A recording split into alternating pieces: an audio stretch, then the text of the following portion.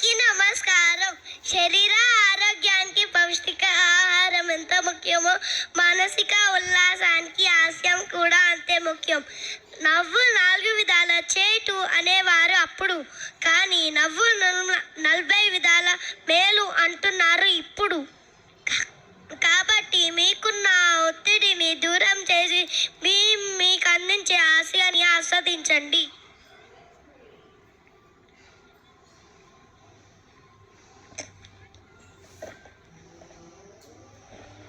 పరమానందయ్య శిష్యుల కథ. గురు శిష్యుల అనుబంధాన్ని తెలిపే చిన్న నాటకం. పరమానందయ్య అనే గురువు గారికి 12 మంది శిష్యులు ఉన్నారు. వారు తమ గురుకులంలో వారి దినచర్యను ప్రారంభిస్తున్నారు. వారు తెల్లవారుజామున నిద్రలేచి స్నానానికి దగ్గరలో ఉన్న ఒక వాగుకు చేరుకున్నారు.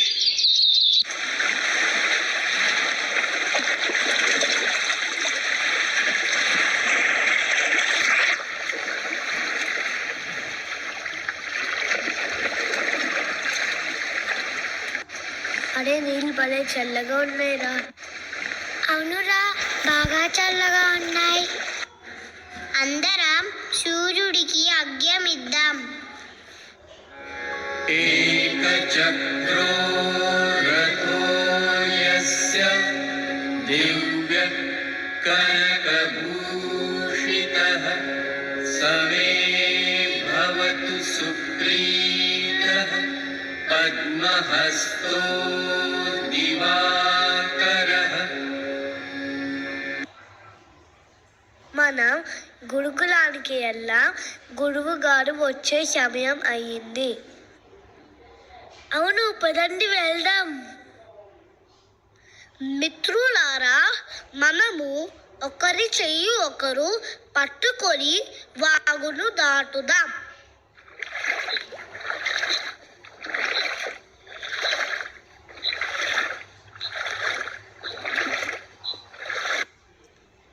శిష్యులందరూ వాగు నుండి బయటికి వచ్చిన తరువాత, మిత్రమా, నాకు ఒక అనుమానం వస్తుంది. వాగుల నుండి మనము బయటికి వచ్చామా? అవును, నాకు అదే సందేహం వస్తుంది. అందరం బయటికి వచ్చామా? నేను లెక్కిస్తాను. 1 2 3 4 5 6 7 8 9 10 11. అయ్యో మిత్రమా, మనలో ఒకరు తప్పిపోయారు. ఆగు మిత్రమా, భయపడకు. ఈసారి నేను లెక్కిస్తాను. 1 2 3 4 5 6 7 8 9 10 11. అవును మిత్రమా, మనలో ఒకరు తప్పిపోయారు.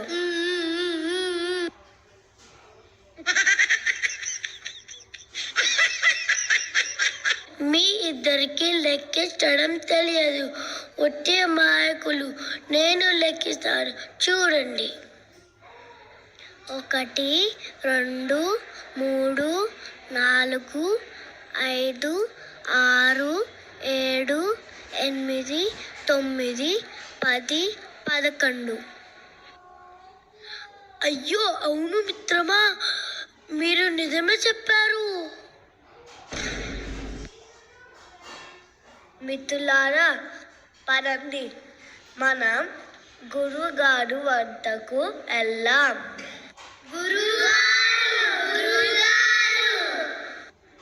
ఆపండి, ఏమి ఆపద వచ్చిందని అలా ఏడుస్తున్నారు? అవును గురువు గారు, పెద్ద ఆపదే వచ్చింది. మేము స్నానానికి వాగుకు వెళ్ళాము. అక్కడి నుండి తిరిగి వచ్చేటప్పుడు మాలో ఒకడు తప్పిపోయారు.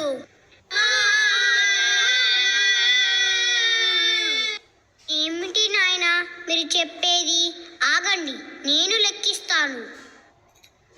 1 2 3 4 5 6 7 8 9 9, 10, 11, 12. 12 మంది సరిగ్గానే ఉన్నారు. ఓరి అమాయకుల పక్షులారా, మీరు అందరినీ లెక్కించారు, కానీ మిమ్మల్ని మీరు లెక్కించడం మర్చిపోయారు. ఏమిటండి మీరు మాట్లాడేది?